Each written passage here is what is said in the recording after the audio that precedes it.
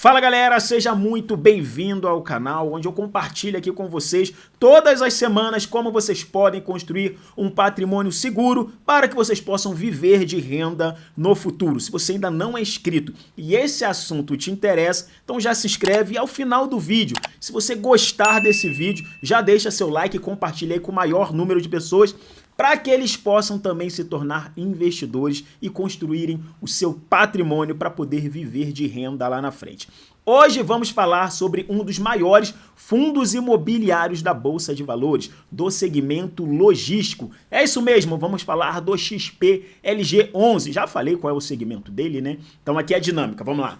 Já se você está chegando aqui agora, a dinâmica é essa. A gente já faz um apanhado aqui geral sobre o fundo, então passando algumas informações relevantes e importantes sobre ele. Depois a gente vem para indicadores mais específicos, uma evolução do fundo, né? Das métricas do fundo, dos valores do fundo. Depois a gente vai para o relatório gerencial e destrincha tudo aí que você tem que saber sobre esse fundo imobiliário, para ele ser uma opção ou não na sua carteira aí de construção patrimonial, na sua carteira de viver de renda, para que você viva de renda, beleza? Então vamos lá, XPLG11, segmento logístico, preço sobre valor patrimonial, aí descontado 0,99, vacância do fundo 2,3%, a gente vai ver que essa vacância ela vem se mantendo já há um tempinho, isso é muito bom, uma vacância muito baixa.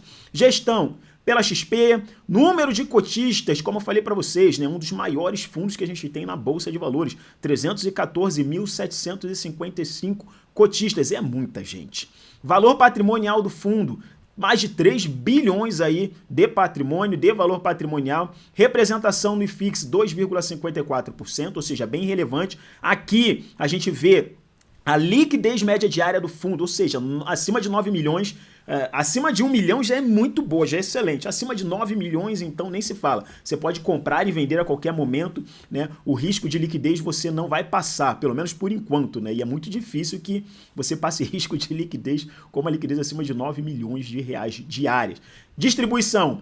No último mês, então, distribuiu 0,71% de dividendo, de yield, né? Nos últimos 3 meses, acumulado 2,14%, nos últimos 6 meses, 4,29% e nos últimos 12 meses, 8,37% de dividendos, beleza? Beleza, agora vamos a alguns dados aqui do fundo. Então, já deixei aqui até num zoom bom para que vocês vejam, temos muitos aí chegando aí nos 40, chegando nos 50, eu tô chegando nos 40, nessa carinha aqui de 18 ainda, mas já estou chegando nos 40 anos aí.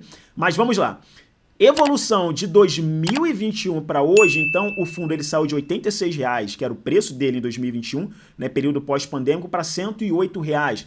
Então, a entrega de valorização lá foi negativa em 2021, menos 11,68%. Então, você vê, né, a importância de você se posicionar no momento certo, né? Então, quem comprou aqui em 2021, né, assumiu um risco, não estava no período pós-pandêmico, não sabia até quando, né, esse período ele iria, mas hoje aí já está contando com uma valorização só em 2023 de 18,82%. E aí estamos no ciclo de queda da taxa Selic ainda, né? Então, tem mais margem aí para esse fundo. Evolução do preço sobre valor patrimonial de 0,91 para 0,97 e dividend yield de 5,92 para 9,32%. Agora ajustado a gente já vê que é um pouquinho menos, né? Aqui a gente vem ver já também a evolução dos dividendos pagos, né? Então a gente vê que saiu lá em janeiro, né, de 2023, estava pagando 74 centavos, hoje já está na casa dos 78 centavos. Ele tem uma estratégia, a gente vai ver no relatório gerencial, que é bem interessante, que é a diluição, né, de ganho de capital pelos meses. Então ele não faz, né, aquela pancada, né, não é normal dele fazer uma pancada bem elevada aí nos finais dos semestres, né? Ele dilui isso aí ao longo do período, ao longo do semestre, tá bom? Esse ganho aí, esse ganho esporádico, né, não recorrente. Vamos lá, evolução, de junho ele valorizou 8,6%, agora em dezembro a valorização dele 0,98%. Então, como a gente comentou ali atrás, totalizando uma valorização de 18,82% em 2023. Aqui o comparativo, deixa eu reduzir um pouco aqui, aqui o comparativo com os principais indicadores do mercado, a gente tem em preto aqui o Ibovespa, né? A montanha russa sobe e desce de uma vez só. A gente tem o fundo em si, Aqui a gente tem o IFIX em vermelho e a gente tem o CDI aqui em cinza. Então o fundo ele fica ali um pouco abaixo, né? O XPLG 11 ele fica um pouco abaixo da rentabilidade do Ibovespa, mas também com muito menos volatilidade, né? E o IFIX aqui um pouco mais abaixo e CDI perdendo, né? Renda fixa perdendo aí nos últimos 12 meses. Aqui o comparativo entre o valor de mercado e o preço sobre valor patrimonial. Então a gente vê que o preço sobre valor patrimonial está abaixo do valor aí de mercado, do mercado do fundo, tá? Agora vamos entrar de fato no relatório gerencial. Então sempre trago a estratégia do fundo aqui, então aquisição e exploração comercial de empreendimentos predominantemente na área logística e industrial. Aqui comentários do gestor. Então vamos lá, importante saber, né? Então a gestão aqui da XP, importante saber da distribuição de 78 centavos por cota, o que corresponde a um yield anualizado de 8,7%. Esse relatório aqui, ele é de novembro, então é importante eu estar passando isso aqui para vocês também, tá? Então a gente ainda não tem um relatório de dezembro, então aqui a gente vê o relatório ele é de novembro, a gente não tem um relatório ainda de dezembro, porque estou gravando esse vídeo aqui justamente em dezembro, né? Pô, Valtair, se você está gravando em dezembro, não vai ter, né? Mas importante que você saiba para ver e acompanhar também a evolução do fundo, né? Não adianta você olhar ler só um relatório gerencial, não. Aqui você tem que ir acompanhando. Como é que vai estar esse fundo no próximo período, no próximo mês? Como é que vai ser o resultado desse fundo no próximo mês, né? Então isso é importante. Aqui também a estratégia que eu comentei com vocês, a estratégia de uniformização, né? Palavra difícil de falar. Estratégia de uniformização de distribuição de rendimentos em consonância com o fluxo de caixa do semestre. Então ele não dá uma pancada só, né? Ah, chegou em dezembro, ele vai lá e distribui um caminhão de dividendos. Não, ele vem fazendo essa diluição, tá? Aqui ele passa, né, mais informações sobre o início da vigência. Então uma troca de locação, sai o dia, né? Dia positivo, eu sei que tem o dia atacadão, dia a dia, isso. Aqui em Brasília tem, né? Faltou aqui, né, o tic-teco aqui bater para lembrar o nome do supermercado. Troca do atacadão dia a dia pelo atacadão mesmo, né? Aquele atacadão mesmo. Então, beleza, então trocou, sem problema nenhum, vacância ela continua mantendo ali nos 2,3%.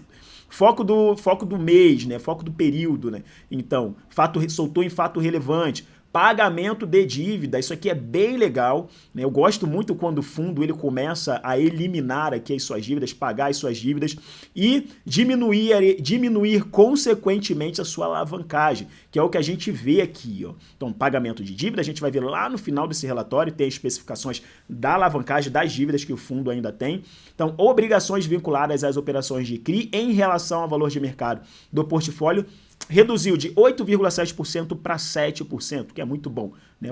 Esse fundo é muito redondinho, gente. Então, você vê que a alavancagem é super controlada. Outro ponto aqui, que ele tem 11% do seu patrimônio líquido em caixa, ou seja, o caixa dele já cobre a sua alavancagem, ou seja, o fundo ele é bem seguro, ele não precisa se desfazer de imóveis desesperadamente para cumprir com alguma obrigação financeira, o que é muito bom.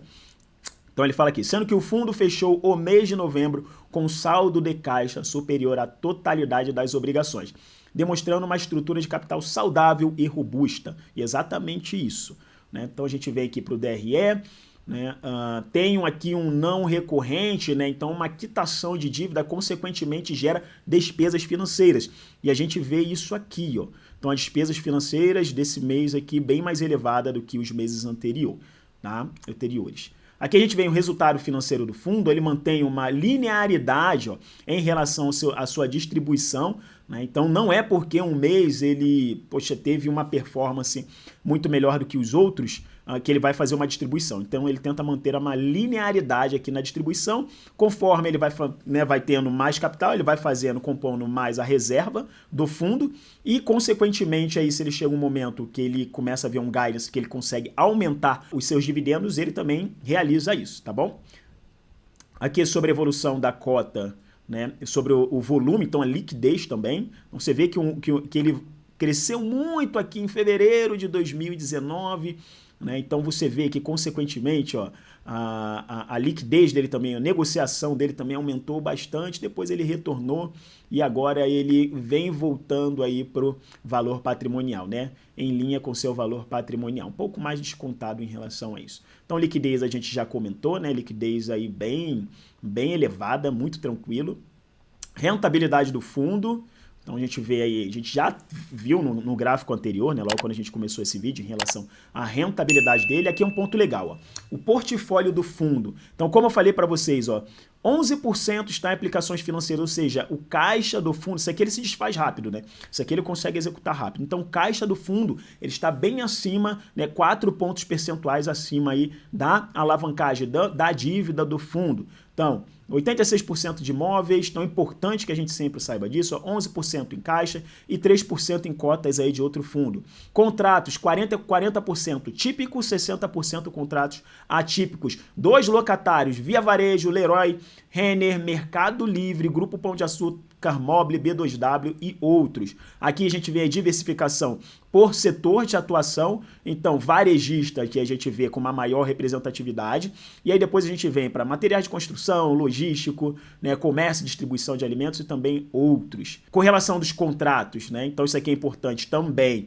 77% está atrelado ao IPCA, 20% ao IGPM e 3% ao IPC. A atualização dos contratos, praticamente aí, ó, 18% da atualização de contratos acontece agora em dezembro/janeiro. Então a gente fica esperto, né? Ficamos espertos aí, vencimento dos contratos, bem tranquilo também. Como eu falo para vocês, né, o segmento logístico é muito difícil você ter uma vacância muito alta. Então, quando a empresa ela opta por fazer essa contratação, esse contrato de locação para determinado imóvel, é porque o imóvel atende às necessidades das empresas, né, das empresas logísticas, porque a gente vê que é o grosso aí do fundo. E, consequentemente, né, quando esse contrato ele vence, a renovação ela ocorre de uma forma muito mais acelerada, né?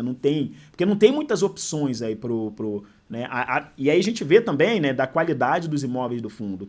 Então, é praticamente isso, basicamente isso, né? Quando as empresas, por si só, também elas fazem uma adaptação do imóvel às suas especificidades, né? Às suas necessidades.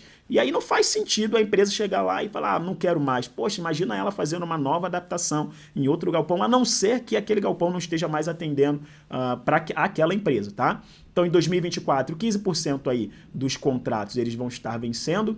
Aqui, revisionar de contratos, 9% em 2024, 19% acima de 2025. Evolução da vacância, ó, então saiu de 6,8% no mesmo período do ano passado, em dezembro, hoje, ó, já performando aqui nos últimos 3 meses, mantendo 2,3%. Composição física consolidada, então aqui a gente vê, né, a performance, não a performance, mas a composição, a utilização, né, das dependências do fundo, Leroy, né, falando de empresas em si, a Leroy, ela liderando aí com utilização de 14%, seguida por Via Varejo, B2W, Mobile, Mercado Livre, Renner e Grupo Pão de Açúcar.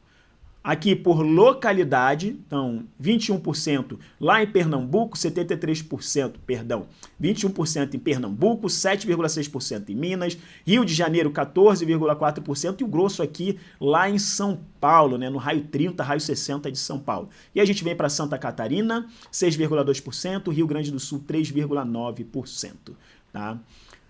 Aqui a gente vê os imóveis do fundo em si, então imóveis de excelente qualidade, né? Então a gente também aqui tem as obras que estão sendo executadas, né, lá no imóvel de Extrema, não tem aquele, né, o comprimento, né, como está o andamento, ele só fala aqui quando ela vai ficar pronta. Então a entrega do restante do empreendimento está prevista para o início de 2024. Vamos aguardar aí, né? Ficando pronto, mais aluguel, mais dinheiro no nosso bolso em si.